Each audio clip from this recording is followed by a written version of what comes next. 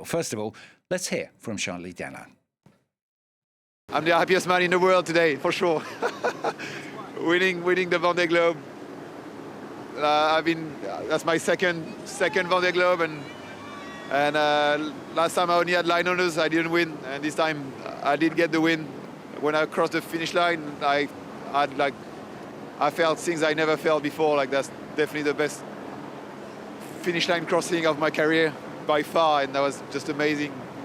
So much emotion, and like really happy to be back in Les Sables after 66 days of ultra fast sailing. Yeah, it does look extremely happy, doesn't he? Well, let's cross then to the finishing line. We're going to talk to our sports reporter, James Vasina, who joins us from there. James, a very exciting hour or so there's been, hasn't there, the finish to this race?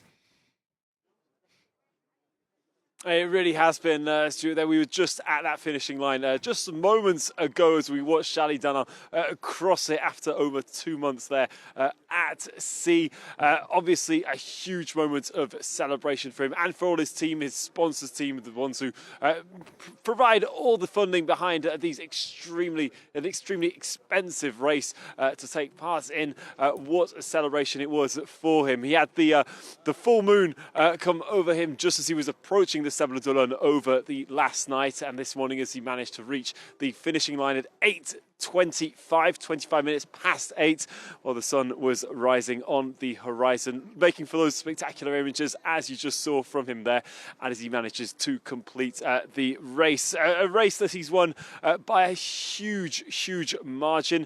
We've got Richomme expected to arrive a little bit later today, but for now, as you mentioned, Charlie Dalin setting a huge new record. Now he's still out there, still out in the ocean, slowly making his way in as the tide rises for this afternoon. He's expected to arrive in the port at around 2 p.m. So that'll be a perfect time for him and obviously for his team to get everybody out here. The sun is rising. It's been freezing out there this morning. It's still pretty iced up around us.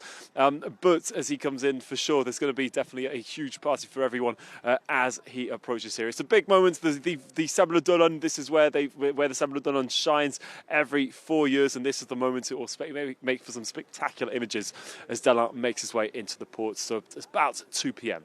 Yeah, it is very spectacular. I was reading a bit about him, James, earlier, and he was talking in this article about how he's had nightmares about what happened last time. It makes it even more incredible this time around, doesn't it? Well, it does. As you mentioned, I mean, this is the second time that he actually finishes technically. Well, he's the first person to cross that finishing line. Last time around, it wasn't the same story. Of course, there was the whole saving for Escoffier out in the sea, which was a huge, dramatic point in where Escoffier was lucky to be found by his teammates. It was Jean Le Cam who actually found him in the end. But owing to that, Yannick Besteven ended up finishing in front of Charlie Dalin, managing to catch back on some of those times. But this time round, extra special. Yes, finally he makes it. It's his second Vendée Globe that he does it. And by what a margin. The record was set back in 2 editions ago. 74 days and a few hours was that record. That's been absolutely smashed now by 10 days from him there. So around the world in 64 days for Charlie Dalin. Just to give you an idea of how much of how big it is for him. I mean, we've got, of course, as mentioned, Richomme coming up a bit later on. The French very much leading the podium here. We've got Sam Goodchild for the Brits who will be arriving, but in only about a week's time, that's expected. 2,500 nautical miles for him to cover still. That's how much advance he's had and how much he's dominated this edition of the Vendée Globe. James, thanks ever so much. James Vasina there joining us from Les Sables-d'Olonne at that finish line. Looking a little cold, but hopefully he'll warm up.